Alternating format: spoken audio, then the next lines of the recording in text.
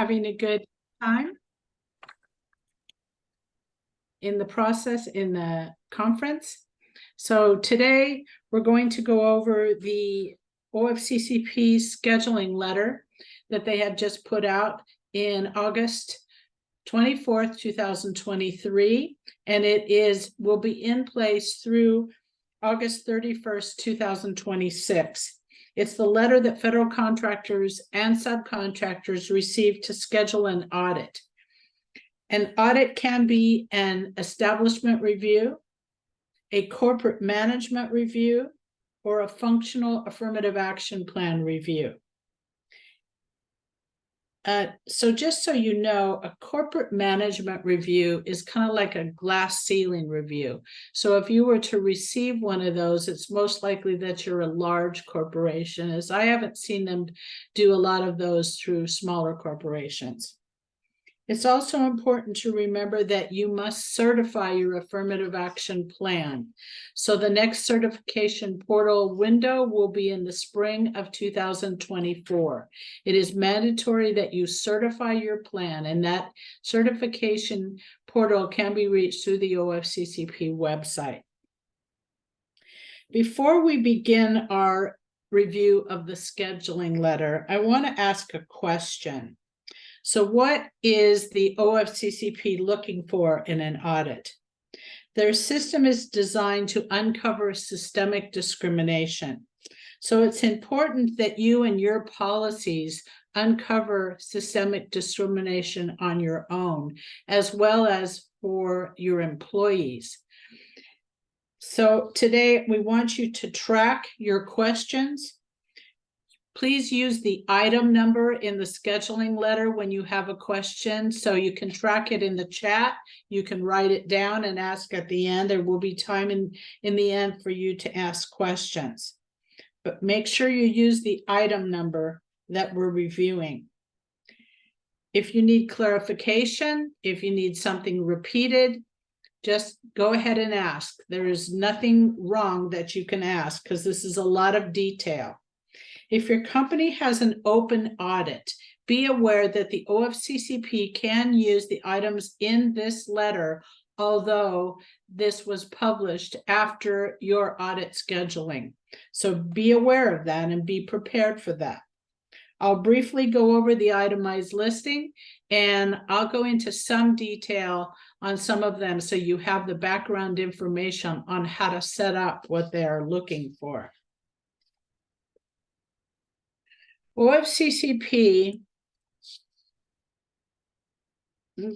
let's see, we're not moving forward, Michelle. Let me see if I can, okay, there we go. OFCCP also issued a new round of corporate scheduling announcement letters for 1,000 federal contractors 2 weeks later on September 8th, 2023. This is best known as the CSAL. The CSAL is a courtesy notification to an establishment selected to undergo an audit. So if your company corporation name is on the CSAL list, it does mean that you will be audited. OFCCP sends the CSAL list about twice a year, once in the spring and once in the fall. Contractors commonly ask us, if we're on the CSAL list, are we for sure going to be audited? And the answer is yes. It's just a matter of time until you receive your OMB approved OFCCP audit scheduling letter.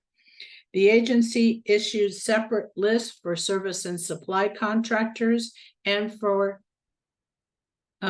construction contractors. So make sure when you go to the CSAL list, you look at the correct list. You can see the website address there, dol.gov/agencies/OFCCP/scheduling list. The corporate scheduling announcement letter is something that comes ahead, and so we want you to take advantage of that letter. Identify red flags and conduct additional analysis on your own.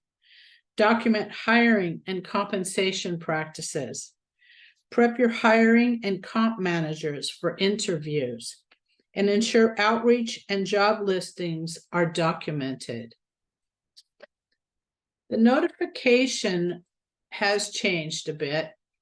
So OFCCP is sending the scheduling letter and itemized listing via email with a read receipt. This allows OFCCP to provide faster delivery and confirmation of the receipt. So we have seen a few contractors that have a general email, and the OFCCP letter has come into the general email, and the HR department has not received it in a timely manner. So make sure that you take care of that if you have a general email, and make sure that whoever receives that email list understands that when a government agency is sending something, that they should send it to the appropriate contact. Okay, so here we go. Hope you have your afternoon coffee ready. We're going to go ahead and start going over this. It promises to be information filled, and if I'm going too fast, remember, write down the item number, and then we'll go over it again at the end. This is the paragraph that is at the beginning of your scheduling letter. For the desk audit, please submit the following information: the Affirmative Action Program for Women and Minorities, the Affirmative Action Program for Individuals with a Disability, the Affirmative Action Program for Qualified Veterans, and the 26 items in the itemized listing. Prior to submission of your plan, it's important to have a checklist to be sure all requested data is included in the initial submission.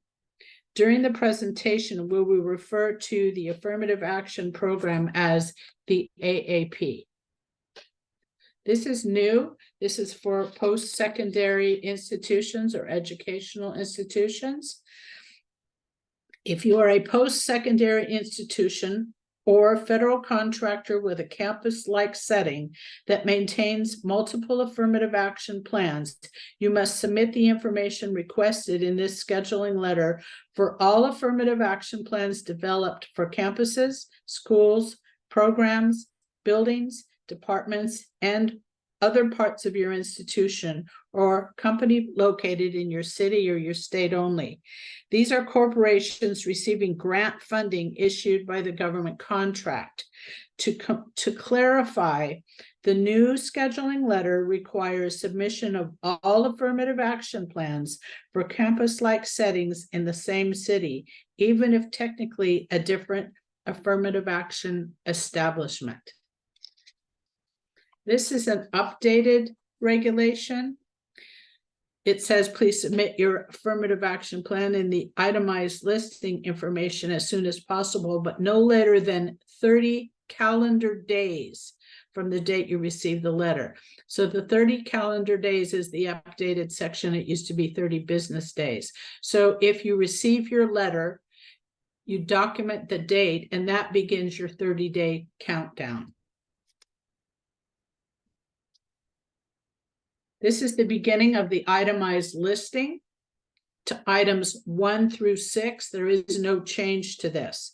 Under Executive Order 11246 for women and minorities, your plan must include your workforce analysis, job group analysis, minority and female availability, comparison of incumbency to availability, and your placement goals. This item is item number 7, and this is new. OFCCP is requesting your documented action-oriented programs designed to correct problem areas. So the first thing you have to do is put your plan in place, and so you know which problem areas are. Then describe what you're going to do about them. This documentation should cover action-oriented programs addressing problem areas identified for the immediate preceding year. Action-oriented programs are not new to AAP, but the submission and detail are new to the initial submission of your plan. We recommend that you personalize this list of action-oriented programs that I'm going to give you and make it your own. Conduct analysis of job descriptions, and please involve your management team. Make job descriptions available to recruiting sources and available to all members of your management team involved in recruiting, screening, selection, and promotion processes, and evaluate your total selection process. We do work when we work with our clients in writing affirmative action plans. We also try to help them to put together what we call the steps to the hiring process. And because it's very important that everybody follows the same process so you don't drop anything or miss anything. Use techniques to improve recruitment and increase the flow of qualified applicants. Train your talent acquisition staff and management staff on proper interview techniques. One of the catches to that is the talent acquisition staff can have turnover. So make sure you have some kind of training in place for new talent acquisition staff. Train management and supervisory staff on equal employment opportunity. This is item number 7, and this is new. These are some additional suggestions here for item number 7. Offer job training to females or minorities currently employed by the company in order to increase their chances of advancing with the company. Use recruitment companies that specifically target females and minorities. Use the services of the state employment office. So for those of you that are seasoned in affirmative action, you know that posting with the state employment office in your area is a mandatory job posting. So if you're new to this, that's something you need to do about, and it is a mandatory job posting. We're going now into the section of the itemized listing for disability, section 503. We'll begin with item number 8, and this is an expanded item. So you can see these red areas. These are the areas where they have expanded the item. OFCCP is looking for your documentation of appropriate outreach and positive recruitment activities, reasonably designed to effectively recruit qualified individuals with disabilities, and an assessment of the effectiveness of these efforts. So you'll notice that OFCCP uses this tagline several times in the letter: appropriate outreach and positive recruitment activities. Outreach is different than recruitment. Outreach is a process of creating and tracking your outreach partners. You must be able to prove to OFCCP which partners you use to post your jobs. And was that outreach partner able to send you qualified applicants who are individuals with a disability? Recruitment, on the other hand, is the process of finding, screening, hiring, and eventually onboarding qualified job applicants. This is item number 9. Again, we are in the section 503 for disability.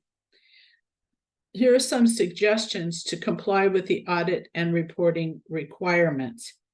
Keep the company's management informed of equal opportunity processes and report potential problem areas within the company.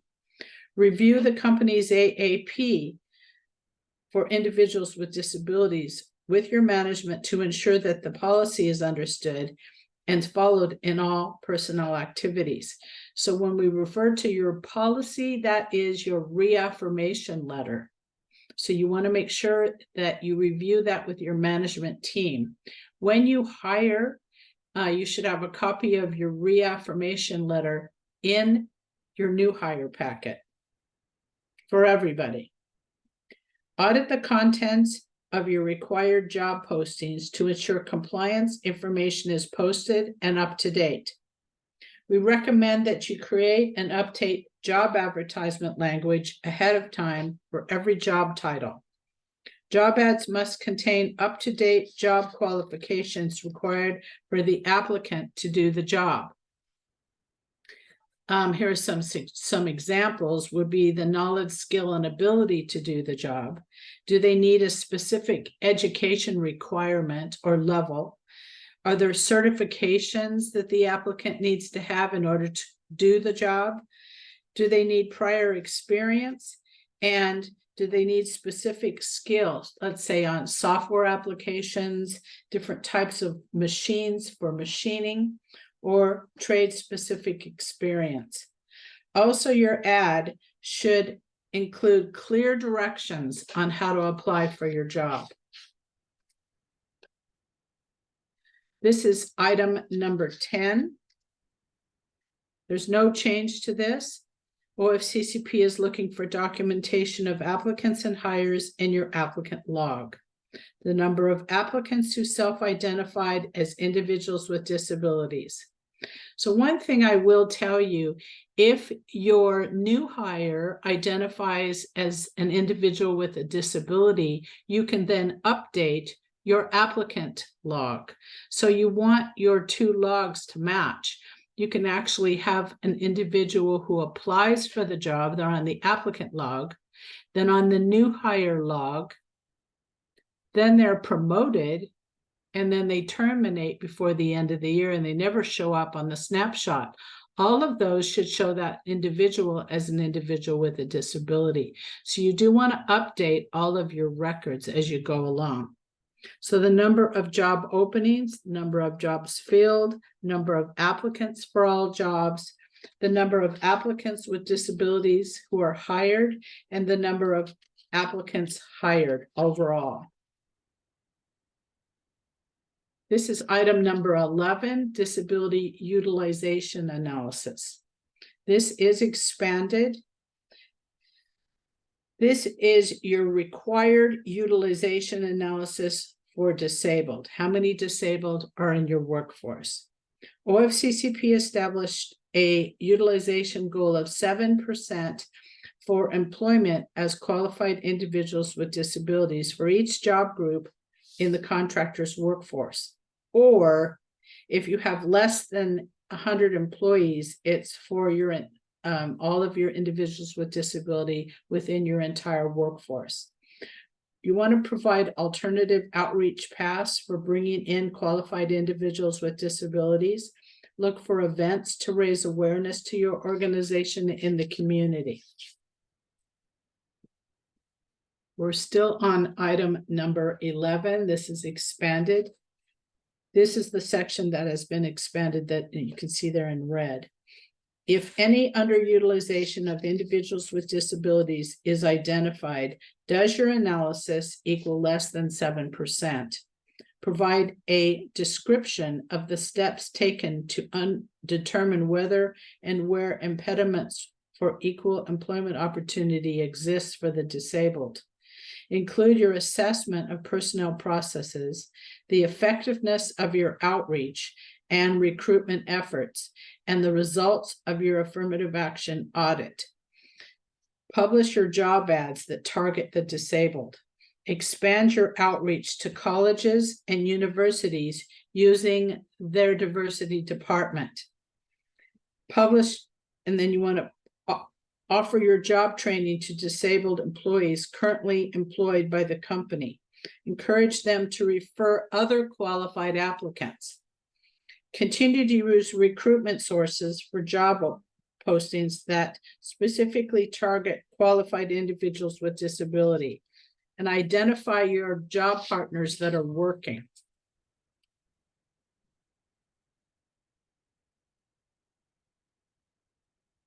This is item number 11, continue just for a brief sentence here.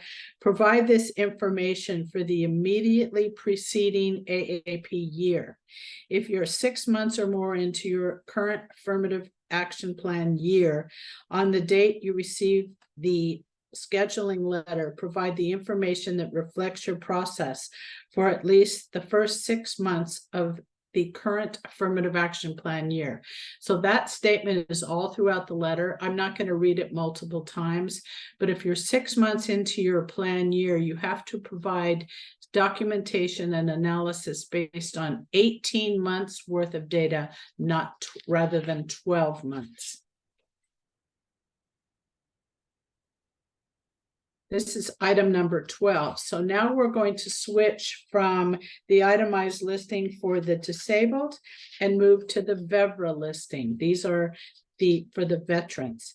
This section is very similar to item number 11, only this is for veterans. Again, we see that OFCCP is asking for your documentation of appropriate outreach and positive recruitment activities.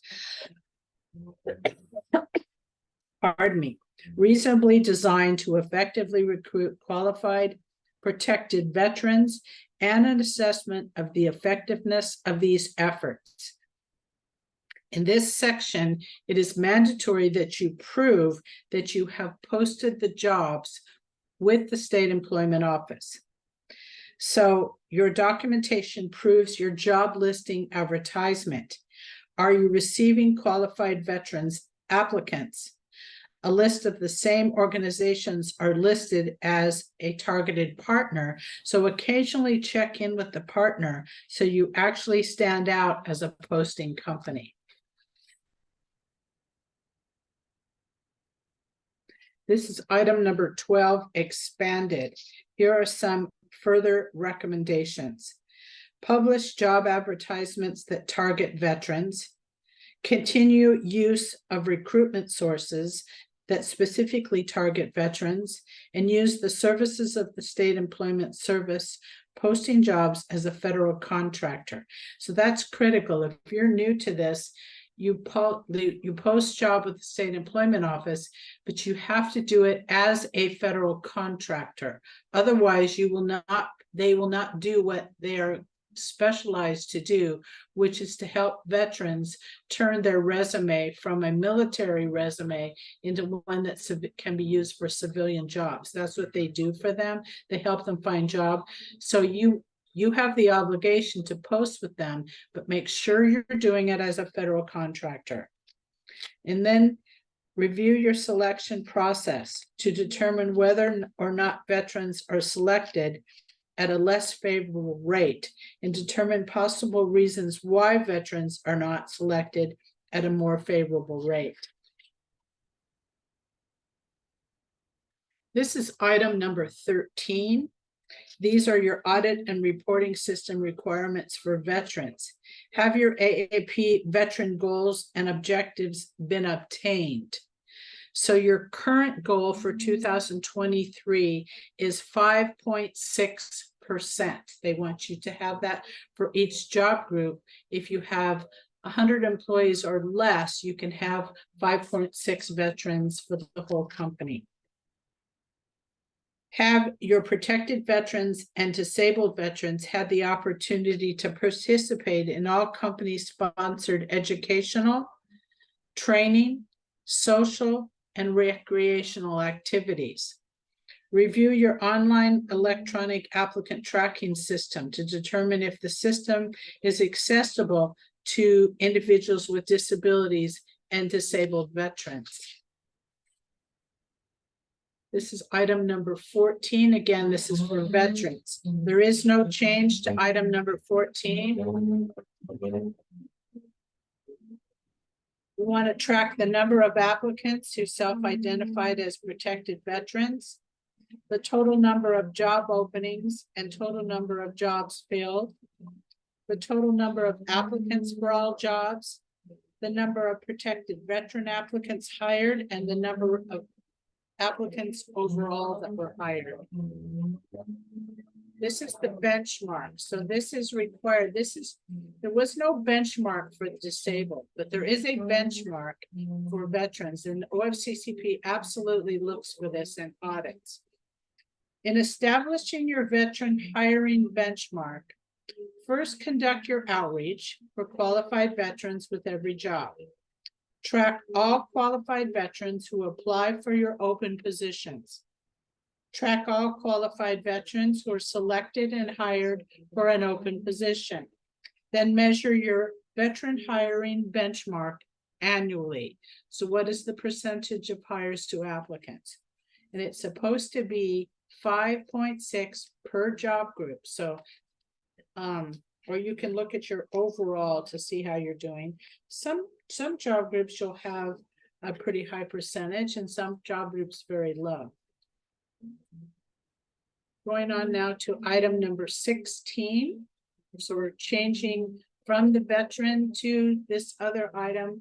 You, if you're audited, have to submit 3 years of your EEO-1. So it says component 1, that's the one that does not have compensation. If you are a post-secondary institution, submit copies of your integrated post-secondary education data system. That's called your IPED for 3 years. So that is new. If you have a union, you have to submit the collective bargaining agreements for all your unions. Include any other documents you prepared, such as policy statements, employee notices, or handbooks, etc., that implement, explain, or elaborate on the provisions of the collective bargaining agreement. This is item number 18, expanded slightly. You can see where it says incumbency there in red. OFCCP wants data on your employment activity, your applicants, hires, promotions, and terminations, and incumbency. You should present this data by job group as defined in your AEP or by job title. This is number 18A. This is your applicant log for the time period. And I can't emphasize this enough. It's very rare that we get data that has an applicant pool for every hire. For every new hire, you must have a group of qualified applicants who applied for the job but were not selected. Some of you are using requisitions, some of you are just using titles. If you have a new hire but 0 applicants, OFCCP will cite you with a technical violation for not posting your job. They believe that if you posted your job, you should have applicants. That rarely, sometimes you don't. Oftentimes for executive jobs, you may have 1 or 2 applicants that apply through a headhunter. And it's every time, once in a while, there is a job that's very, very difficult to find applicants for. But generally speaking, you will have a group of applicants for every new hire. This is item number 18B. There is no change to here. This is the applicant log for your new hires. For each job group or job title, this analysis must consist of the total number of hires identified by gender and race ethnicity.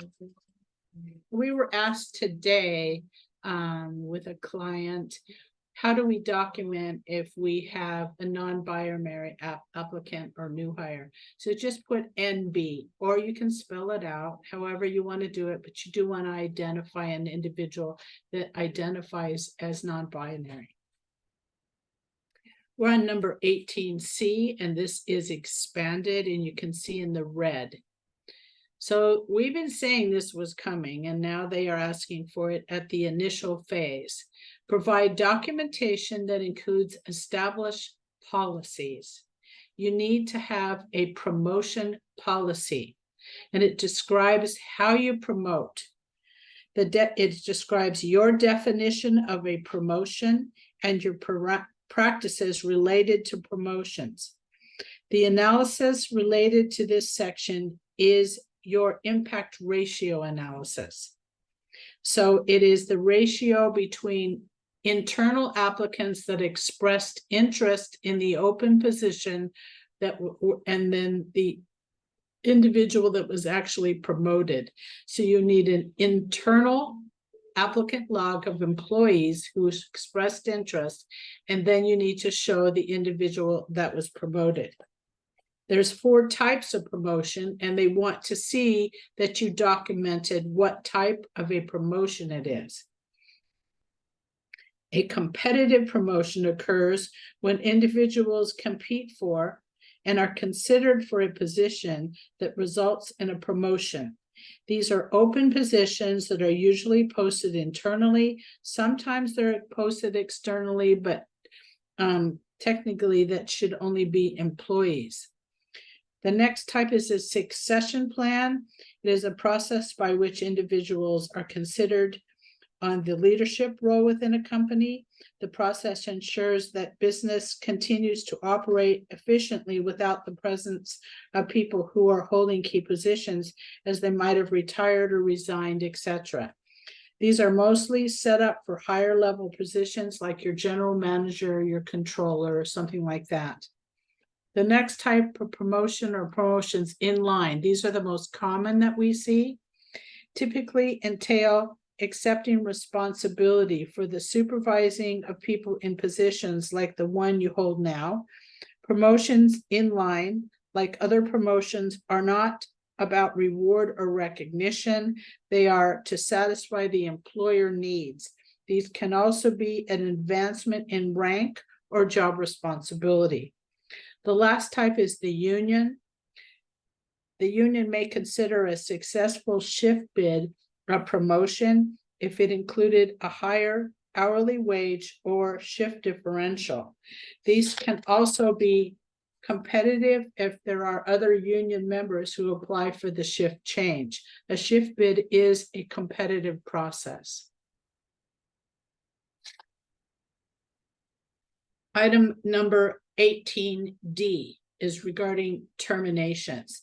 This analysis is for this regulation is your impact ratio analysis for terminations versus all other employees. For each job group or job title, provide the total number of employee terminations by gender and race ethnicity. This is a new item. Again, OFCCP is requesting your prior year snapshot. They haven't done that before. So you have to turn in 2 years worth of data. This is item number 19. This begins our section on compensation. OFCCP focuses heavily on compensation and pay equity analysis. They are requesting employee level compensation data for all employees, including but not limited to full-time, part-time, contract, per diem, day labor, and temporary employees as of in your initial submission of the plan. In addition, they want the prior year compensation data. This means OFCCP wants 2 years of snapshot data at the initial submission of your plan. This is item number 19 continued. For each snapshot, provide a single file, most commonly an Excel file, that contains for each employee at a minimum the employee name or the numerical ID, gender, race, ethnicity, hire date, job title, EEO1 category that goes with your title, and the job group. So remember, the EEO1 category is connected to your job title and your job description. So you cannot have a job title with multiple EEO1 categories. This is item number 19A. In addition, on your spreadsheet for each employee, provide the base salary and/or wage rate, the annualized based compensation, and hours worked in a typical work week. Bonuses, incentives, commissions for your salespeople. So the bonuses will be probably for your higher level folks. Incentives can be for everybody. Commissions is sales, merit increases, locality pay. So locality pay is if you have employees in, let's say, an area that doesn't have as high of cost of living as Los Angeles County, so their locality pay may be less based on where they work. And then the other item is overtime. We suggest overtime hours and overtime dollars for the year. This is item number 19B. OFCCP wants to know what factors you use to set pay. And this is critical because they'll interview you. They'll set up a 1 to 3 hour interview, and everything that you say in writing, they'll then question you, and every answer you give, they will hold you to it. So these factors should be documented in your compensation policy. How do you set pay at hire? How do you set pay at promotion or transfer? How do you set pay if you transfer from one site location to the next? For example, do you use years of prior relevant experience when you set pay at hire? Do you use an education level, maybe for your engineers or your accounting folks? Do you require certifications? Do you have specific job-related knowledge or skill that you look for when you're setting pay? This is item number 19C. Provide documentation and policies. See, policies is underlined. They want your compensation policies. Most of the contractors that we do plans for will say, well, we have a policy, but we haven't updated it, or we're not really using it, or we don't have one at all. You need to have an updated, thorough compensation policy. OFCCP has requested your written compensation policy at the initial phase of your submission of your plan. Compensation policies are very specific and individualized to the company, so there isn't a template for them. Some have job tables and a job structure using geographical codes, pay grades, and ranges. This type of compensation policy will assist you in defending your compensation rates. Often in audits, I said a little bit ago, the compliance officer will set a 1 to 3 hour compensation interview with those that are responsible for setting pay. This is item number 20. So this, we're moving on from compensation, although we'll go back to compensation in a minute. This is setting placement goals. So placement goals are not new to the affirmative action program. What is new is OFCCP is now requesting at the initial submittal of your plan 2 years of placement goal analysis, and they give you the detail of what they're looking for. This is new. Identify and provide information and documentation of policies, practices, or systems used to recruit, screen, and hire, including the use of artificial intelligence, algorithms, automated systems, or other technology-based selection procedures. Include a statement in your affirmative action plan that states if you are using AI in selection, recruitment, screening, and selection for hire or promotion. If you're not using AI, make a statement that you're not. So you want this statement to be in writing somewhere in the section where you talk about compensation. Let me just say, if you are using AI, they will question you further. This is item number 22, and this is new. So back to compensation. OFCCP is looking for documentation that the contractor has satisfied its obligation to evaluate its compensation systems. This means they want to see a pay equity analysis. They want to make sure that you have done this, and we have seen them ask for 2 years of pay equity analysis.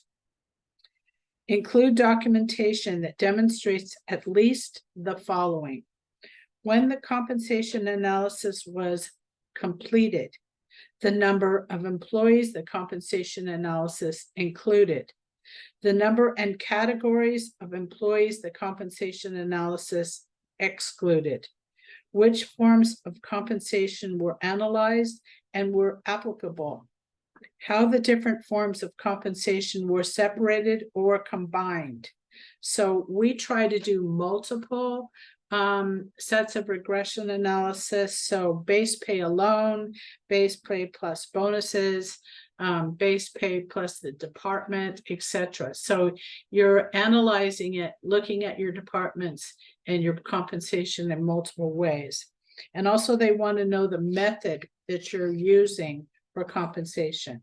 Some of you will use more complicated and detailed methods. Some of you will use easier methods. This is expanded. This is item number 23. Copies of your reasonable accommodation policy. So you need to make sure you have a formal policy for reasonable accommodation and documentation of any accommodation requests received and their resolution. So what we're doing in our affirmative action request for data is we have put a reasonable accommodation log in there so that you can list your accommodations. We are asking that you include FMLA, long-term disability, STD, workspace adjustments, schedule adjustments, pregnancy accommodation, etc. This is item number 24, competency policies. OFCCP is requesting the following policies at the initial submission of your plan.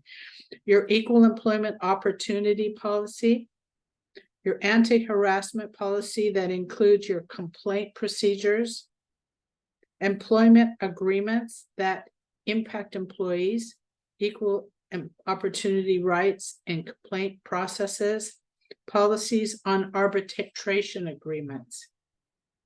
The other one you should have is your termination policy, which includes progressive discipline. We're almost done. This is item number 25. There is no change to this. The OFCCP wants documentation of your most recent assessment of personnel processes for individuals with disabilities and protected veterans. So I'll give you some examples. Ensure careful, thorough, systematic consideration of the job qualifications of applicants and employees. Ensure that when a disabled veteran and all other qualified veterans are considered for employment opportunities, the company relies only on that portion of the individual's military record, including their discharge papers, that is relevant to the requirements of the job opportunity. Ensure that its personnel processes do not stereotype individuals with disabilities or disabled veterans in a manner that limits their access to all jobs for which they're qualified. Ensure that applicants and employees with disabilities have equal access to your personnel processes, including those implemented through information and communication technologies. Provide reasonable accommodation to ensure applicants and employees with disabilities and disabled veterans receive equal opportunity in the operation of personnel processes. And this particular item must be dated. When is the date that you performed this analysis? There's another one, assessment of physical and mental qualifications. This one also must be dated. You must do this at least once a year. There's no change to this item. To comply, the following are a list of suggestions. Conduct a periodic review of all job qualification standards. Make sure that each qualification requirement is job-related and consistent with business necessity. Review the physical and mental job qualifications of each job advertisement before it is internally or externally posted to ensure the qualifications listed are job-related and of business necessity and necessary for the safe performance of the job. So that's the end of our section. Michelle, do we have questions that have come in? Yeah, I don't see any. I don't see any, but anybody could ask a question if they would like to unmute. Okay, is there anybody that has questions? I know that was a lot. Okay, so FP Solutions also provides the following. We write affirmative action plans and help people set up in preparation for audits. We also provide dispute resolution agreement packages, reasonable accommodation policy and toolkits, new hire packets, and international remote work packets. So if you're interested in any of those, you can send me an email and I'll make sure that you get in contact with the right individual. So that is it for our presentation. We thank you for going through all that. I know it was a lot of